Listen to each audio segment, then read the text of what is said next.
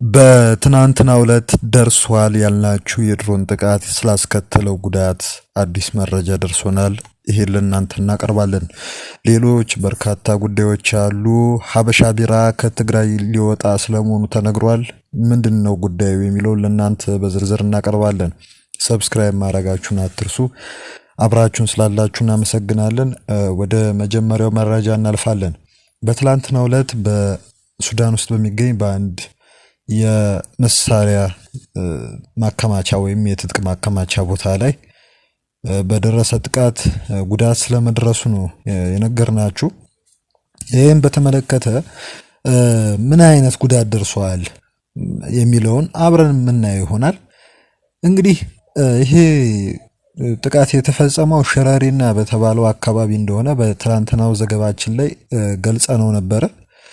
በዚህ አካባቢ በተፈጸመው ጥቃት የጦር መሳሪያ ማከማቻ ግምጃ ቤት ይሄውም ለህወሓት ወይም ለቲዲኤፍ ታጣቂዎች የሚያገለግል የትጥቅ ማከማቻ ቦታ ነበረ። እሱ ላይ የደረሰው ጉዳት በርካታ መሳሪያዎችን ሊያወድም ስለመቻሉ የአካባቢው የመረጃ ምንጮች ገልጸው ነበር።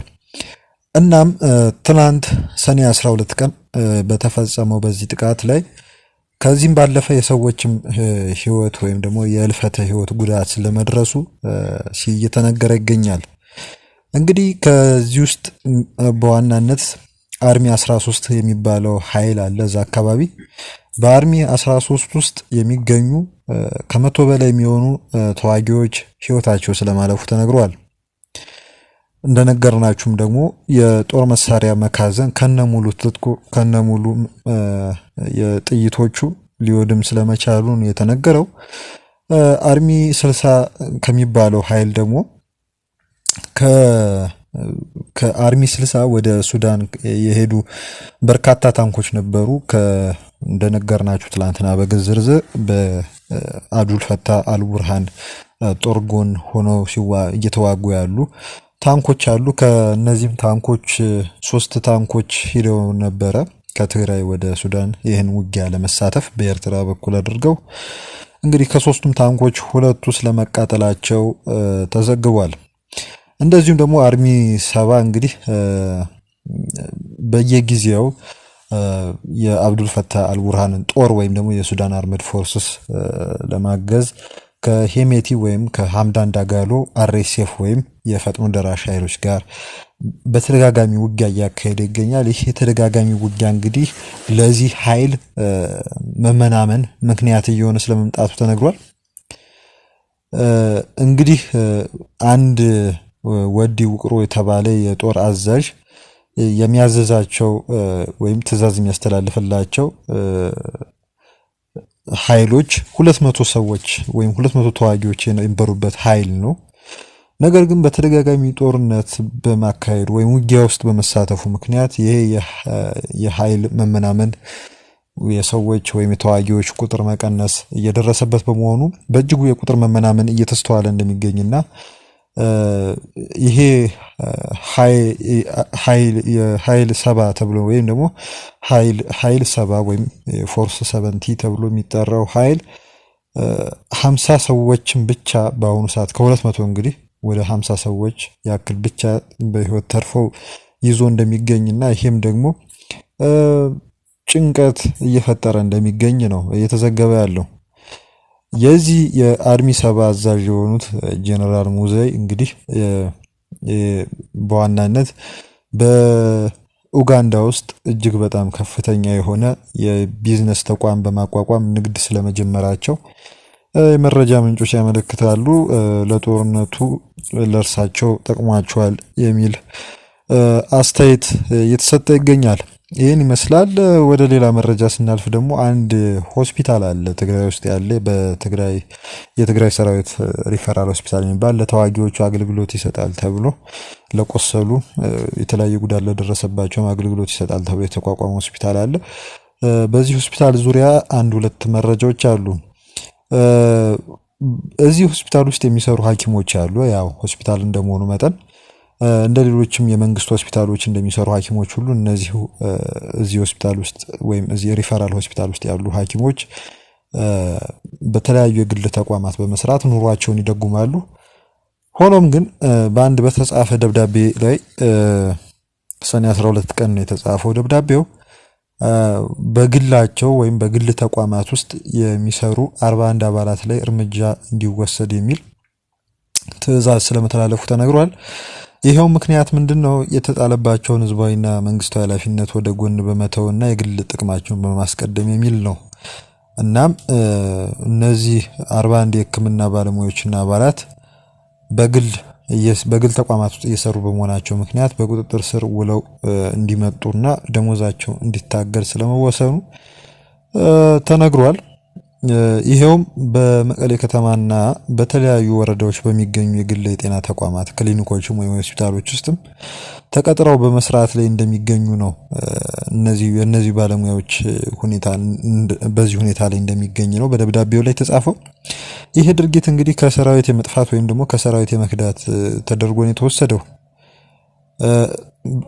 እንግዲህ የጸጥታ አካል እነሱን ከማሰሩ ባለፈ እስካሁን ድረስ የወሰዱት ደሞዝ እንዲታገድ ወይም አሁን ቀጣይ ሊከፈል የተያዘው ደሞዝ እንዲያዝ እንደዚሁ እንዲቀመጥ ተደርጓል። እንግዲህ ወደ ወረዳዎች ተመድበው ከስራ ገበታቸው ጠፍተው የግል ተቋማት ውስጥ ተቀጥሯል የተባሉት 25 ሐኪሞች ሲሆኑ ባልታወቀ ምክንያት መደበኛ ስራቸውን ጥለው የት እንዳሉ ሳይታወቁ የጠፉ አባላት ቁጥር 16 አባላት ስለመሆኑ 16 ሐኪሞች ስለመሆኑ ነው እዚህ ደብዳቤ ላይ የተመለከትነው። እንግዲህ ደብዳቤው ላይ እንዳየነው እነዚህ ሐኪሞች ተይዘው በፖሊስ እንዲታሰሩና ደሞዛቸውም እንዲታገድ ነው የተመለከተው። በሌላ በኩል ይሄው ሆስፒታል በተመሳሳይ ሁኔታ የ26 ተዋጊዎች ወይም የቲዲኤፍ አባላት ናቸው የተባሉ ግለሰቦች ወርሃዊ የትጥቅ ስንቅ በጀት ከክፍያ እንዲሰረዝ መወሰኑን ነው የተመለከተው። እንግዲህ አንደኛ ከሆስፒታሉ ተለይቶ የጠፉና ሁለተኛ አሁን ላይ በሰራዊቱ እንቅስቃሴ ውስጥ እየተዋጉ የማይገኙ ወይም በዛ ስር በአስተዳደር ውስጥ የማይገኙ ተዋጊዎች ወርሃዊ የትጥቅና የስንቅ በጀት ከክፍያ ሰነድ እንዲሰረዝ እንግዲህ ነው የተመለከተው። ይሄን በደብዳቤ ነው የተጻፈው። እንግዲህ በዚሁ ደብዳቤ ላይ እንግዲህ በተለያዩ ጊዜያት እዚህ ሆስፒታል ውስጥ ገብተው የነበሩት በተለያዩ ዘርፎች ውስጥ ተሰማርተው የነበሩ ተዋጊዎች ነበሩ ወደ 26 ያክል የሚሆኑ። በአሁኑ ሰዓት እነዚህ በቦታ ላይ ስለማይገኙ በጀታቸው የሬሽን እና ይሄ ትጥቅና የስንቅ በጀታቸው እንዲሰረዝ እንግዲህ ነው ውሳኔ የተላለፈው። እንግዲህ ይሄ ሁኔታ እንግዲህ ምን አይነት ተጽዕኖ ይፈጥራል የሚለውን እንግዲህ አብረን የምናየው ይሆናል። በዲዲአር ሂደት ውስጥ እንግዲህ ምን ይፈጥራል የሚለውን አብረን እናየዋለን። ሰኞ ዕለት ሰኔ 15 ቀን ነው። ሰኔ 15 በዋናነት የትግራይ ሰማዕታት ቀን ተብሎ ይከበራል። ይሄ ቀን የሚከበርበት ምክንያት በ1980 አካባቢ 81 በሐውዜን በተሰኘችው ከተማ ላይ የአየር ድብደባ ስለተከናወነ ያንን ለማሰብ ነው ተብሎ የሚከናወነው። ይሄን በማስመልከት በተለያዩ አካባቢዎች ውይይቶች እየተደረጉ ይገኛሉ። የክልሉ ምክትል ፕሬዝዳንት የሆኑት አቶ አማኑኤል አሰፋ የተገኙበት ውይይት መድረክ በዛው የአየር ድብደባው በተፈጸመበት በሐውዜን ከተማ ስለመካሄዱ ነው የተነገረው። እዚህ ጋር በዚህ ውይይት ላይ አቶ አማኑኤል አሰፋ ንግግር ሲያደርጉ ይሄ የሰማዕታት መታሰቢያ ቀን ወይም ደግሞ ጊዜ ቁጭ ብለን የተከፈለው መስዋዕትነት እያሰብን ለማዘን ሳይሆን የተከፈለው መስዋዕትነት እያሰብን ይሄኛውን የሰማዕታት አስተላለፉት የተባለውን አደራ ወደ ግቡ ለማድረስ ቃል የምንገባበት እለት ነው ሲሉ ነው ያመለከቱት። በሐዘን የምናስበው ቀን ብቻ መሆን የለበትም በማለት እንግዲህ አመልክተዋል። እንግዲህ ሐዱሽ ካሱ የተባሉ ከፍተኛ አመራር እንግዲህ የተናገሩት ከሆነ ይሄ ተከፈለ የተባለው መስዋዕትነት ረስተው የካዱ ተጋሩ ባንዳዎች አሉ ሲሉ ተናግረዋል። እነማን እንደሆኑ ይሄ ግልጽ ነው። እንግዲህ ይሄ ውይይት እንግዲህ ተካሂዷል። እዛ የተለያዩ ሁነቶች እንደነበሩ የክልሉ መገናኛ ብዙሃን እንግዲህ ሲዘግቡ ነበር። በሌላ በኩልም ደግሞ የትዕምት ከፍተኛ አመራሮች የኤፈርት ማለት ነው። ይህን ቀን በማሰብ ውይይት ስለማድረጋቸው በመቀሌ ከተማ እንግዲህ ተነግሯል።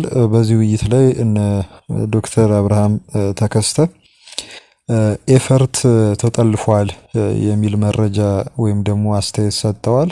ኤፈርት ተጠልፎ እንደነበረ ያነሱት እኚህ ሰው እንግዲህ በአምባገነንነት በሙስና እና ጥቂት ሰዎች እንደፈለጋቸው የሚያደርጉበት ሁኔታ እንደነበር አመልክተዋል። እንግዲህ ይሄ አይነት አካሄድ እየተቀረፈ መጥቶ ወደ መደበኛ ተቋማዊ አሰራር እየገባ እንደሚገኝና የተለያዩ ምሁራንም እያካተተ እንደሚቀጥል ተናግረዋል።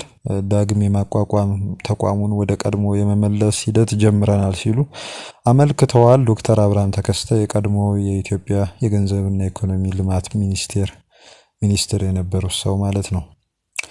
እናም በውይይቱ ላይ ቀዳሚ ዓላማችን በዋናነት የትግራይ ክልልን ግዛታዊ ሉዓላዊነትና የተፈናቀሉ ወገኖችን ወይም ደግሞ ዜጎችን መመለስ እንደዚሁም ደግሞ የትግራይ ሕዝብ ራስን እድል በራስ የመወሰን መብት የማረጋገጥ ዓላማ ነው ያለም ብለዋል። ስለ የተለያዩ ስለ ክህደት ብለው ያነሱት ነገር አለ። ክህደት ተፈጽሟል። ይህም ከዚህ ቀደም የተነሱ ናቸው። በርካታ ጉዳዮች ሲነሱ ነበር። እዚህ ጋም ያነሱትም ሌላው ነጥብ ምንድነው? በአሁኑ ሰዓት ሙሉ ቁመና ያለው ሁሉንም አማክሎ እየመራ የሚገኝ የትግራይ መንግስት መመለሱ ከኤርትራ፣ ከአማራ፣ ከአገው፣ ከአፋር እንዲሁም ከሱዳን ጎረቤት ህዝቦች ጋር የተፈጠረ ወዳጅነት አቤት ትርጉም አለው ሲሉ ተናግረዋል። ዶክተር አብርሃም የተለያዩ ሀሳቦችን ሲያነሱ ነበር። እዚህ ላይ ብዙ ማንሳት ጊዜ ስለማይበቃ ነው ለማንሳት ብዙን። ሌላ ደግሞ ስለ ዞን አመራሮች የተነሳ መረጃ አለ። ይሄውም ምንድነው? አሁን በአሁኑ ሰዓት ያለው አስተዳደር የምንለውን አያደርጉልንም አይታዘዙልንም ለሚሏቸው የደቡብ ምስራቅ የመቀሌና የምስራቅ ዞን ከፍተኛ አመራሮች የማባረር እርምጃ ለማድረግ ዝግጅት ተይዞ እንደሚገኝ የተነገረው። እስከ ሰኞ ድረስ እስከ አይ ቲንክ ይሄ ጉዳይ እስከ ሰኞ ድረስ ነው። እስከ ሰኞ ድረስ ይህንን እርምጃ በመያዝ የማጥራትና የማስተካከል ወይም የመጥረግ እንቅስቃሴ እንደሚደረግ ነው እንግዲህ የተመላከተው። ይሄ አቅጣጫ በህወሓት ጽህፈት ቤት አማካኝነት ትዕዛዝ እንደተላለፈ ነው የተነገረው። እንግዲህ ውጤታማ አልሆኑም። በወታደራዊ ምልመላው ላይ አስፈላጊውን የሆነ ግብ አላሟሉም ወይም ግባቸውን ከመጨረሻው ላይ አላደረሱም የተባሉ የአዲግራት የመቀሌና የሌሎች ከተሞች ከንቲባዎች እንግዲህ መነሳታቸውን ተከትሎ በምስራቅ ዞን 6 አስተዳዳሪዎችን አውርዶ ለመተካት በሌሎች ሰዎች አሁን ያሉትን ለመተካት ጥረት እየተደረገ ስለመሆኑ የተነገረው። ይሄ ወታደራዊ ምልመላም እንግዲህ እንደቀጠለ ነው የሚነገረው በብዛት። ይሄን በተመለከተ የዓለም አቀፍ የትግራይ ምሁራንና ሙያተኞች ማህበር ወይም ጀስቲስ የተባለው ተቋም በአሁኑ ሰዓት በስራ ላይ ያለውን አዋጅ ይሄ ከአስቸኳይ ጊዜ አዋጅ ጋር ማይተናነሰውን አዋጅ በተመለከተ በጽኑ ስለማውገዙን የተነገረው። እንግዲህ ይሄ ወታደራዊ ምልመላን እንደ ማንዳቶሪ ወይም እንደ ግዴታ የሚደነግገውን አዲሱን አዋጅ ጀስቲስ እንደሚቃወመው ተመልክቷል። ይሄ መግለጫ በትላንትናው ዕለት የወጣ መግለጫ ነው። ይሄ አዋጅ በትግራይ ህዝብ መብትና ክብር ላይ የተሰነዘረ ከባድ ጥቃት እንዲሁም ክልሉን ወደ አምባገነናዊ የፖሊስ ስቴት ወይም ደግሞ አምባገነናዊ የሁሉንም ዜጋ የሚቆጣጠር ስርዓት እንደሚቀይር ነው ያመለከተው። በርካታ ሰዎች እንግዲህ በታጠቁ ኃይሎች እየታሰሩና የተሰወሩ ስለመሆናቸው ዘገባዎች እየደረሱኝ ነው ያለው ጀስቲስ። ይህ ድርጊት ማንኛውንም የዲሞክራሲያዊ ስርዓትና የሰብአዊ መብት ተሟጋች ሊያሳስበው የሚገባ መዋቅራዊ ጥሰት ነው በማለት አመልክቷል። ዓለም አቀፍ ህጎችንም የሚጥስ አካሄድ ነው በማለት አመልክቷል። ለህወሓት ደግሞ ጥሪ አቅርቧል። ይህ አስቸኳይ ይህ አምባገነንነት የነገሰበት አዋጅ ነው ያለውን አዋጅ በአስቸኳይና ያለምንም ቅድመ ሁኔታ ከስራ ውጭ እንዲደረግና የትግራይ ህዝብ ወደ ሌላ አውዳሚ ጦርነት ከመጎተት ህወሓት መቆጠብ አለበት በማለት አመልክቷል። በአሁኑ ወቅት በትግራይ ህዝብ ህጋዊና ተቀባይነት ያለው አስተዳደር ለመመስረት እንዲቻል ሁሉንም ወገኖች ያካተተ ታማኝና ግልጽ የሆነ የሽግግር ሂደት እንዲጀመርና በነፃ ምርጫ የሚመራ መንግስት እንዲቋቋም እንግዲህ አመልክቷል። ለዓለም አቀፉ ማህበረሰብም ይሄ ሁኔታ ይሄ ሽግግር ሁኔታ እንዲፈጠር ተጽዕኖ እንዲፈጥሩ ጥሪ አቅርቧል። ጄስቴስ ማለት ነው። ወደ መጨረሻው መረጃ እናልፋለን። የሀበሻ ቢራ ጉዳይን ይመለከታል። የሀበሻ ቢራ ፋብሪካ ሰራተኞችና አመራሮች ከትግራይ እንዲወጡ ስለመታዘዛቸው ተነግሯል። በ2013 ዓ.ም በተጀመረው ጦርነት ምክንያት በርካታ ንብረቶቹና መኪኖቹ በዋናነት በህወሓት ከፍተኛ አመራሮች ትዕዛዝ የተመዘበረበት የተባለው ወይም ተመዝብሮበታል የተባለው የሀበሻ ቢራ ፋብሪካ ትናንት ባስተላለፈው ትዕዛዝ መሰረት አጠቃላይ ሁለተኛ አይነት ጦርነት የሚፈጠርበት አዝማሚያም ስላለ ጠቅላላ ለሰራተኞቹ ሰጧቸው የነበሩት መኪኖች ከትግራይ እንዲወጡ ትዕዛዝ አስተላልፎ ነበር። እነዚሁም መኪኖች ብቻ ሳይሆኑ ሰራተኞችም ጭምር ወደ መሀል ሀገር እንዲመለሱ ትዕዛዝ ስለተላለፈላቸው ስለመመለሳቸው ነው እንግዲህ የተነገረው። ይሄም የተፈጠረው ምክንያት በትግራይ ጦርነት ሊነሳ ይችላል የሚል ስጋት በመፈጠሩና ከዚህ በፊትም በደረሰው ጦርነት ምክንያት ቀላል የማይባል የንብረትና የሀብት ኪሳራ አጋጥሟቸው በመሆኑ ምክንያት እንደሆነ ነው የተነገረው። እንግዲህ ሀበሻ ቢራ እንግዲህ በትግራይ በመቶ ሺዎች የሚቆጠሩ ሰዎች የስራ እድል ፈጥሮ ይሰራ እንደነበረ ተገልጿል። እንግዲህ ይሄን ይመስላል የዛሬው መረጃችን። ስለተከታተላችሁ እናመሰግናለን። ሰብስክራይብ ማድረጋችሁን አትዘንጉ። መልካም ጊዜ